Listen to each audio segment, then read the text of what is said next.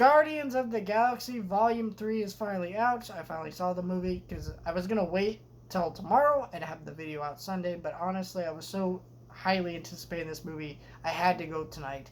And I went tonight, and I did not love this movie as much as I thought it was going to do it, but I did really like it. I think where the couple issues that did not work for me about this movie, one was the pacing. Pacing in this movie is kind of shit. This movie is not 3 hours, but it feels like it's 3 hours. And that's because there's a lot of things that happen, and all of them need to happen, except one part of the movie that I'll get into the video where I do spoilers. If you're new to my Marvel reviews, I basically start off non-spoiler, and then I just go full head into spoilers, just because I know all you suckers are going to watch these Marvel movies, because we all do. Also, I'm moving the camera as we speak, just because I need to hook up my phone to the charger, and I did not realize that before I started recording. Anyways, I know all of us are gonna go watch these movies, so I don't beat around the bush, make a non-spoiler spoiler review type shit. No, I'm just gonna talk spoilers openly about the movie. So I will warn you before I get to that, but yeah, did not like the pacing in this movie. The soundtrack choices also were not as good as in the previous movies, but that's not a huge issue. They were still good choices, but I think but who knows if that's really on this movie for that, because what I mean by that is this movie is definitely dealing with a much darker tone, and it did feel like at times the comedy and the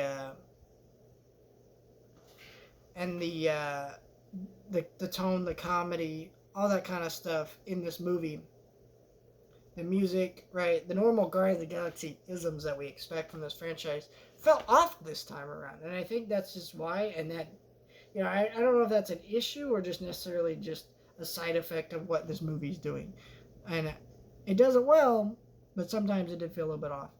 I'm not going to say too much about it before I get into spoilers. Adam Warlock could have been cut out of this movie for the most part. He wasn't great in this movie. And in fact, Adam Warlock feels very wasted in the MCU up to this point. If you know him in the comics, he was a big part of the Infinity Stone saga. Well, in this one, they barely even mention the fact that there's a Infinity Stone in his head, and that's kind of one of the big things about the character. I don't think it is an Infinity Stone in his head, but maybe it is. I don't know. But yeah, it's not great what they do with the Adam Warlock character. And also, I was annoyed how much they were advertising Cosmo the dog as if like, oh, it's this cute dog that's going to have this major role in the movie. Dog doesn't do jack shit, which is fine, but like, it's just weird how much they advertise that as if the dog was going to do something and the dog did nothing. Other than that, I didn't really have any issues with this movie other than that. Also, I guess another issue to bring up before I get into the spoilers. There's a lot of animal cruelty. If you're sensitive to that like me, this movie may be very hard to watch, but like I'm looking at my bed right now. I have 2 dogs in the bed, right? I have 5 dogs, 4 chickens, and 3 cats. I'm an animal lover. It was hard to watch.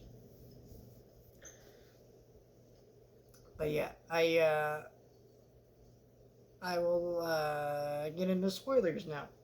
Rocket's backstory felt very satisfying. I honestly did not expect that one girl to die.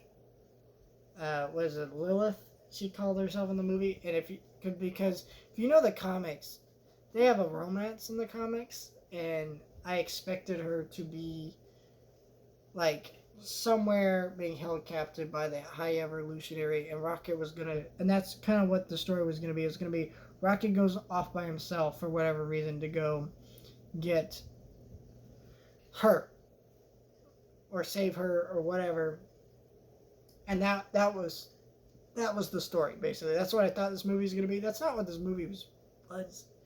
The backstories are just kind of randomly thrown in there, explaining stuff.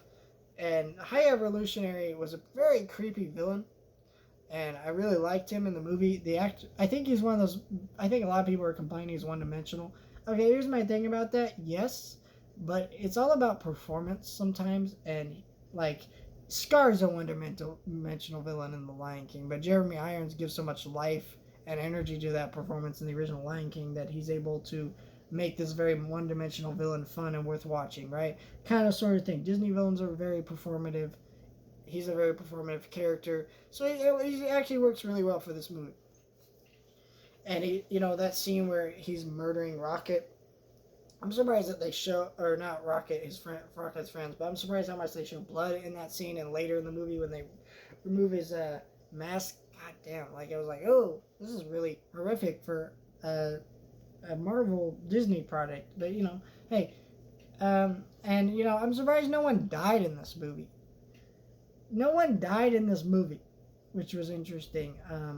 But it also worked, right? Peter Quill going to Earth, something I never thought would happen, but I almost wonder if ever since Endgame came out, people have been whining and kind of complaining that Peter Quill didn't really react to being on Earth for the first time. But honestly, I don't even think Peter Quill had time to react to being on Earth because the dude had just come back from being dusted literally minutes ago, so it's like I don't really care.